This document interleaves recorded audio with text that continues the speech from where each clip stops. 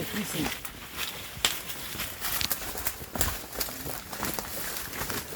If you say hook on, if you say that out of the other one.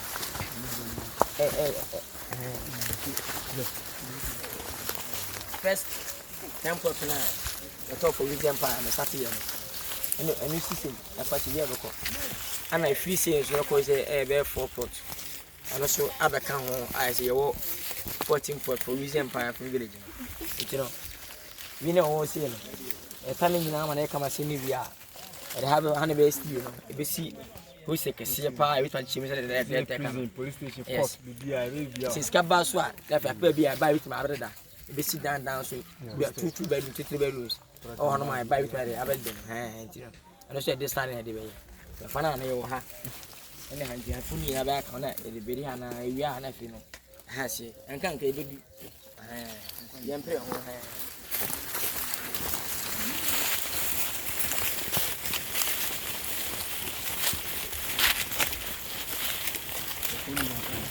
I said, I put in a can of Bolivia. But then you need to contribute to the next to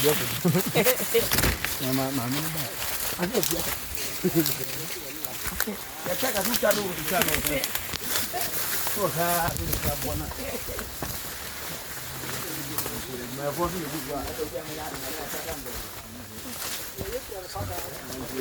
My former woman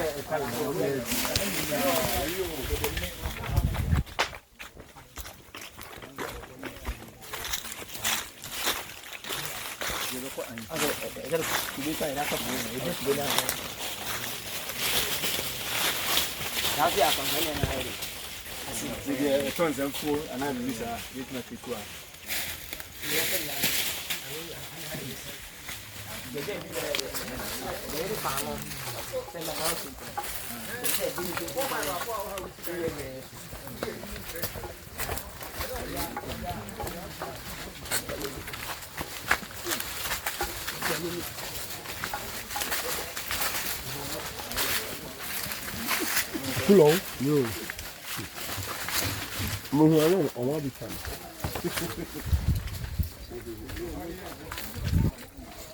Yeah.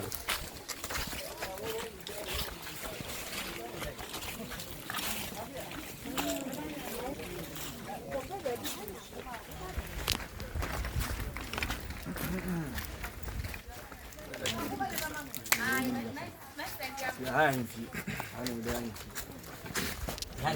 feeling.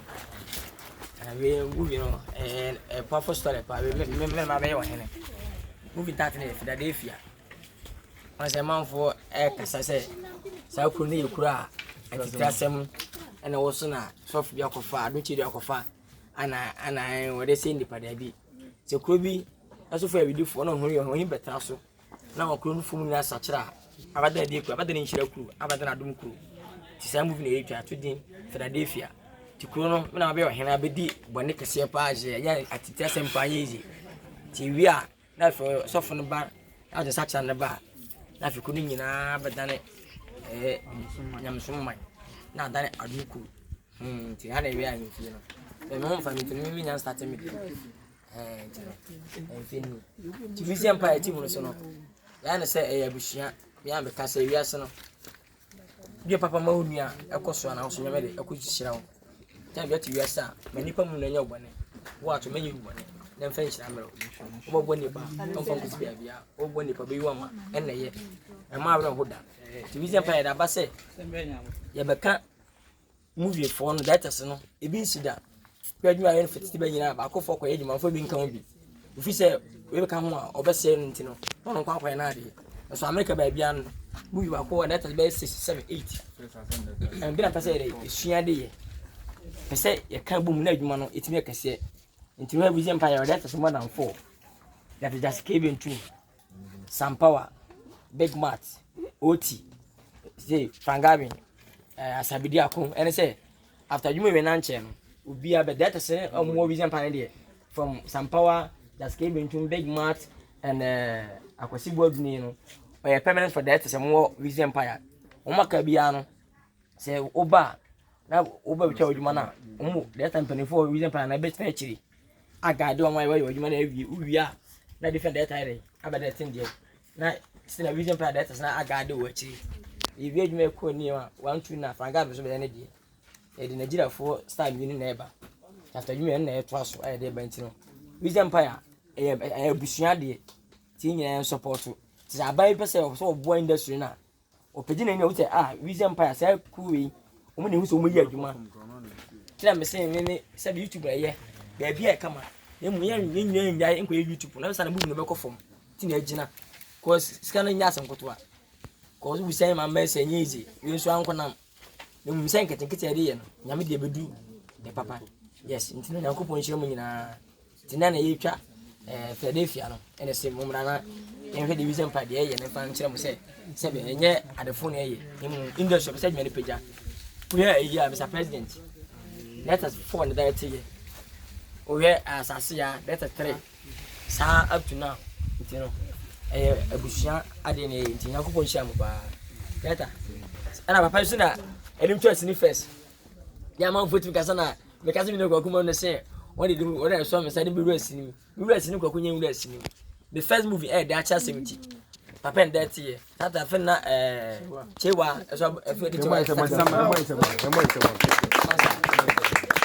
onu church we na sa na mi sha o si da bi me ya de bet mi sha nti no ifro ko ntam te kakra be adwuma da so chiwe hu se manyini no esa be carbon back ne betwa sika kasa before Moses me nkwa busua be nya DJ Lilwin no enam so a edikushia batuma mu nyina ne ene nyina ka adwuma nti papa ide de kwini woni tata adwuma first nti nyanko sha ne pa yes tiaba o twa e so focus de meka na class o bom so ya to be me to bom ya bom to jiro ya de Kwadwo kana no ano because on say dia na hadwon say tambia ne say empanfo bi ba no ma be bia na sinifo na kosa tetefo na o manya adwuma ne bi mu se bu si adwuma ne atene se bia mo empanfo bi na maboa na se mo ba na kosa tetefo na obu okoro anya adwuma bi obu okoro ti tambia ne ye kama Ghana fo nya ta se empanfo ba no be bia ma feminist na eso mo he omo calendly omo eya adwuma na omo fo ba be hu no nya ko fa tetefo bi nti dana minia ayi Gavin abi pa wai minia o se tambia se what yeah debi on se debi am ka budget yasem se ebi a foreigners bi ba na ko fa budget bi de mo baka se on va money ma yani akoye budget bi bibi di amount ko mo nye serious we bi a budget awe na ko we ko pocket money ti ne se tambia se fo ba mo fa omo ayi bi maka no mo mo ntira budget bi e na Nkansah tambia ko we ba no masako because o hena o first ke kitwe on be check we for open police sia no my young boys na police na if no ma ko fatete for 15 years ni 10 years ni on chess ni on fa to ka budget on fa fa me ko chess ni da o ka yo we ye film so if you adwuma reason pa adwuma ya maka krampo no 2 billion no ka fa ko check ni ya ko ko ezi ko ntimi nkan Mr President nkan ne so ne ska no adwuma ni pega no esa pega ndi pa no we movie no ko fo mu nyina tifi na ya say force wa ma adwuma ko na so be da page adwuma no na nipa mum dada mu fi mu nyasa member na adwuma no mu sa anye de enye de yeah because the America on say who yourself na nya ade a emeska ze we in Nigeria we fu ani fu a film industry na mu meska nti ade na Ghana ban so ye because Kwame Nkumanum say film industry ye na o see Ghana films on see Ghana films Ghana amafo be nim say Ghana o film atori so TV3 atori so nya Ghana dia from me boa Ghana 17 Ghana dia Ghana e wo sini Kwame Nkumanum pension no mu ye sini be atori so sini be break for continue to Accra e kan to ne dia nti Kwame Nkumanum say film industry ne boa nti se mpani for no be ma o man be yie na manfo nya dwuma ya film industry so mo boa da bia na say youth improvement no mo kana ko she be na she ba that time na ye twesini no me fe say wo be nipa dodo ogu service wo nipa be nya dwuma ya to say ba na fe say o man be ko so a me sure say film industry so so mu e dey e damasi right award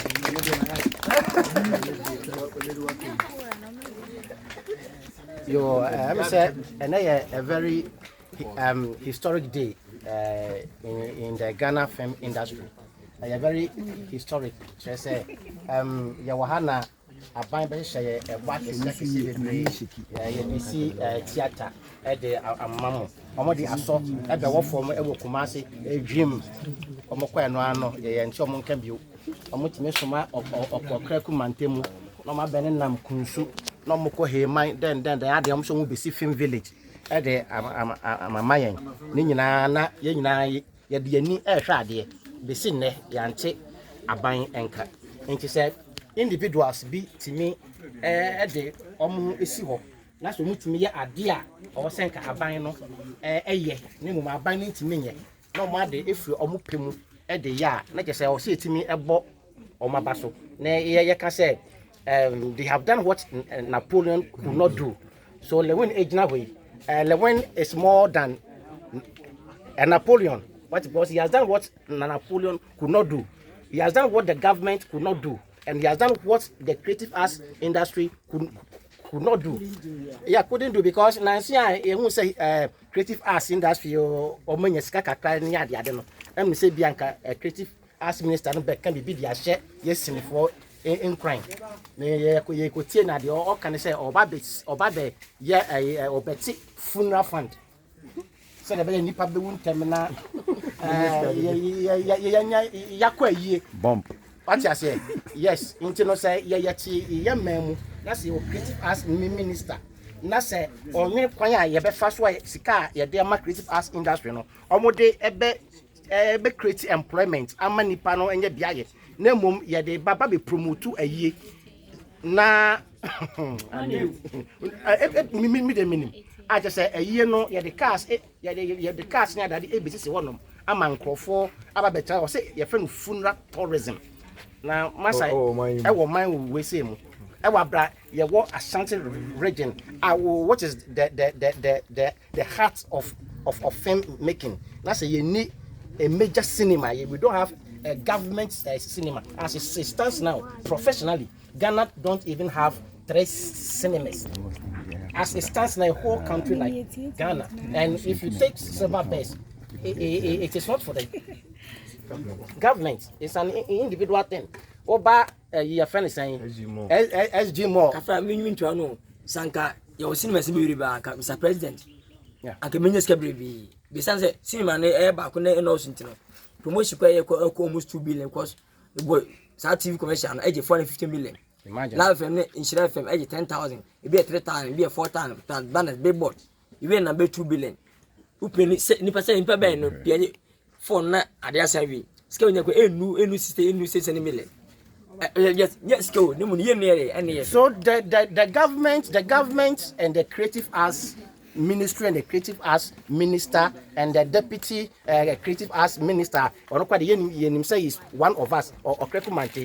Today they should bow down their heads in shame. They should bow down their heads in shame. If an individual like Lilwin, little boy, small boy like this, then I just say in future he deserves to be the creative arts minister. I'm telling you. Sure. Wow. Yes. I'm telling you. Let me count. Yeah. Those are platforms over so yeah. You see, taxes are what is it? Taxes. Fuku premier movie. Ebeji. And I said the Uzi taxes here. Government to be and I said creative minister be anywhere. What I say, who you juma ebe yeah. Shinipo mo. People are living ahead. I employ more.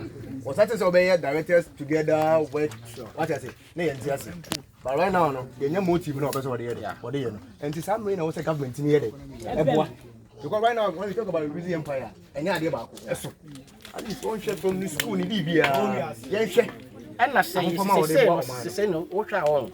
Upa Kumasi Hanoma, I almost see a friend Kumawood now. Anytime Biana industry best echo from Biano. Industry best Akosubia, Kumawood. So last time I told some people that the demise of the indigenous film industry is the demise of the Ghana film industry.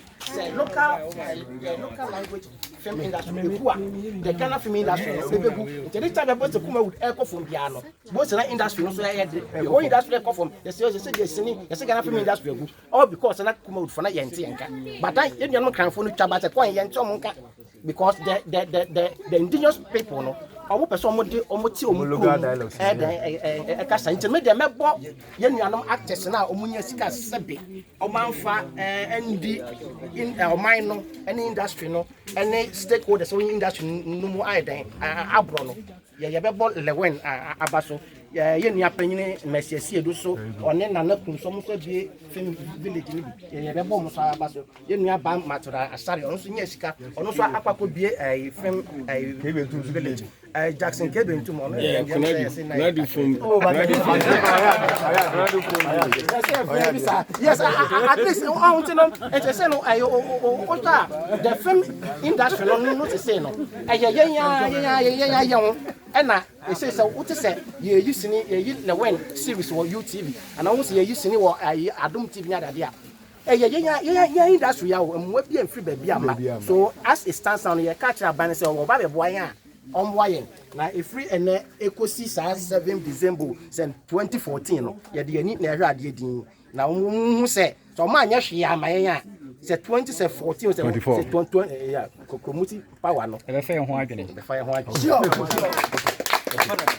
Dada but o maka yo who's that so camera ma mende de bia me ana tutu ko dada be so ka bibi e kira ban na list won twene nyenye de enhwe yawo so bitimi akọ school de wakọ nam na akọbọka ni asaba wata se ya mle ya sam fro wa won se nya adwuma ne de enye o go from school we na we betre fi ne am first time on just na be na o be re omumwa wata se omu nyina amwa so o go school we makọ bi awie pa na o sha aba fa juma mo better one we theater onde say ukọ ono so Nigeria or the map producers yes bia kan so bi ofiti kan ban say Kwadwo Nkansah wa ejuma ne say e pejesica age mo say na de bo no say twem because man Nigeria say no ye ka ewiase nyina Nigeria for number 1 and yet quality in terms of quantity so do mo twa o ma biti Bollywood which is mo biti Nigeria India abiti Hollywood it is one of the first and easy because they say abana near bread and then Nigeria West Africa how into uba Africa nyina sini bia o ma classify and say Nollywood if you Ghana akwa Nollywood into initially we say they be born Nigeria for jom say Nigeria for years now but true movie no ya respect them they say what Nigeria dia is from ana director one in Nigeria enya ha na me bona baso what say oye one of the directors omu pa dey be anam kasa so no matter who director one is oye ni bibia o so bibia one year friend penifo am from no so nka ho no so at least no idea bia o so bibia o share stars o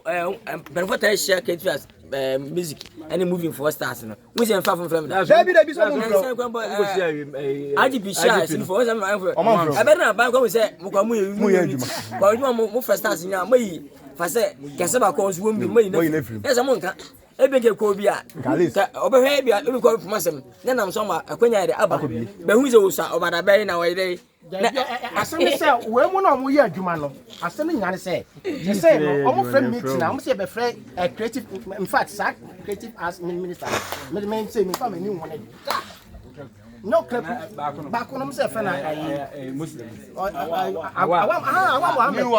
awam Muhammad me begin me tell am kase or yes sports na binyo no international call ni say ye creative arts minister na me ye adwuma wo film industry me nim awam Muhammad so omo me workshop my omo me ye creative arts meeting then omo be meeting so kra na ye ye adwuma no ye mfre yen what is me ye meeting ye mu ya so ye mfanya we abatam to be ya bawura we sisters no ma na afen so no ye hu say ye be creative arts minister biana the deputy creative arts minister ye be here so ye mpo bi o industry no ya try and kind for na bre aban bi o be say ye NDC o say eye MPP o say eye afafranto so ye hwan yo the next election no yes ro mo say film industry no ya ka ekire bia so a ye kumase for the sign revival industry ye na ye ton on man no dey actually the whole world and the culture the traditions the norms the values everything no we are the guys promoting it so we are projecting the country to the rest of the world. Sure. So if we are in the next after the next election, no, if we need a deputy creative arts minister, now we are insisting. Say ye pobi or industry no more dia bread and kind for this time around. We need someone from the Ashanti region. Let me say, region pa. Baby or what so? Another baby ano. Oba. Say o skaba am here adwuma. Baba. Also Frank, they make out to the say. On say broad. the whole creative art in Sinipon. Today, na ye kind of be answer. Omonte entertainment no. Me fan say film and music in film. That's your bad. Because creative art can be more craft so omunyi uko Nigeria yo film minister na afenu yemfa ni bi insia no say David Dontom na de fa no be say be tia but is no mo ba o say ile creative art David Dontom ya ekoto NFA David Dontom o hwe na wo ho no we say David Dontom ya be the chairman of NFA o wanfa Onya he. o hwe no kwa wo ho Ghana akwa hwe na wo no so team phone Maame no Juliet ya santo asante na age creative arts industry national film authority no waja wo beti bibia na sa woman Juliet asante but me what we know say David Dontom Nkansah the chairman by say me bia kwa ono kwa one woman show into no ya best national film authority say the next time no ye representatives from the region. The music and film. And so the creative, the Ministry of Creative Arts and Tourism. The Benyanka Yenchim, we should have a tourism ministry, and then we should have a creative arts ministry.